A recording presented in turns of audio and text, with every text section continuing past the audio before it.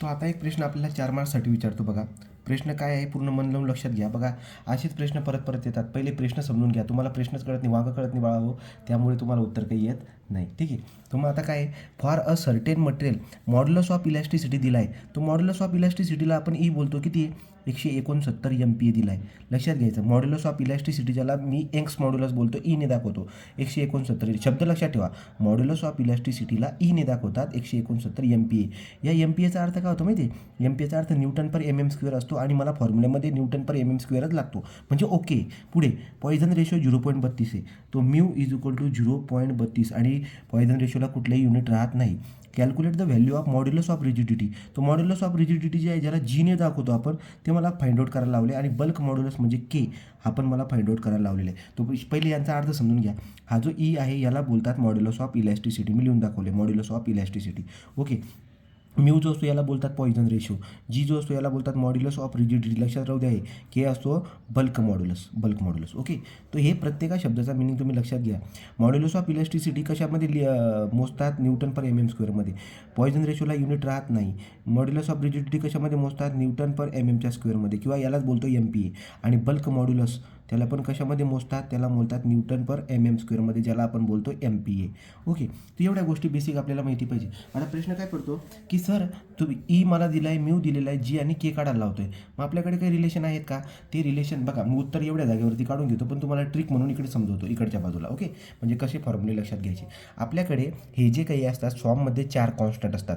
कोणकोणते? एक असतो ई, म्यू, जी आणि के. तर हे 4 कॉन्स्टंट असतात. ई म्हणजे मॉड्युलस ऑफ इलॅस्टिसिटी, म्यू म्हणजे पॉइझन रेशो, जी म्हणजे मॉड्युलस ऑफ रिजिडिटी, के म्हणजे बल्क मॉड्युलस. तो क्रमशीर तुम्हाला मी 4 सांगितले.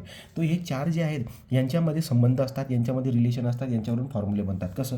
बघा, जसं की ई इज इक्वल टू, आता ईचा फॉर्म्युला मला बनवायचा जीच्या टर्ममध्ये. तो ई पासून जी किती घर लांब आहे बरं का? 1 आणि 2, तो 2G बोलणार मी. आणि त्या जी पासून म्यू किती घर लांब आहे, तो 1 मायनस म्यू लिहायला पाहिजे. तो पण जी आहे ना, जी म्हणजे मी आहे समजा, राईट. तो जी कधी पण निगेटिव्ह राहत नाही. तो इथं काय होईल?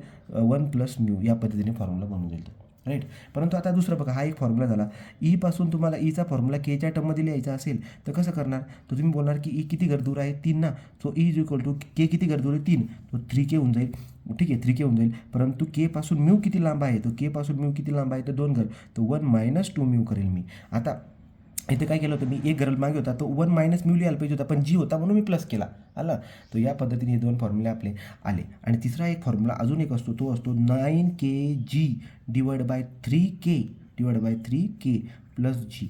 हे 3 फॉर्म्युले तुमचे तोंडी पाठ असायला पाहिजे. एकतर कुठेतरी व्यवस्थित लिहून ठेवा, याला पाठ करून घ्या. ठीक आहे. तर हे आपल्याकडे 3 फॉर्म्युले झाले. मग आता विचार करा, तुम्हाला ई दिलेला आहे, राईट. ई दिलेला आहे, म्यू दिलेला आहे, जी काढायला लावतोय. मग तुम्ही काय म्हणणार की सर आपण एक काम करू, जी जर मला तो काढायला लावतोय आणि ई दिलेला आहे, जी काढायला लावतोय, तो पहिला फॉर्म्युला वापरून टाकू ना. पहिला कुठला? तो यूज. कुठला फॉर्म्युला वापरतोय बघा, E is equal to 2G 1 plus mu, हा फॉर्म्युला वापरून टाकू. बघा आता ईची व्हॅल्यू त्याने मला दिली 169, तो जी दिली बघा, ईची व्हॅल्यू मला 169 दिली, तो इथे 169 लिहून टाकतो.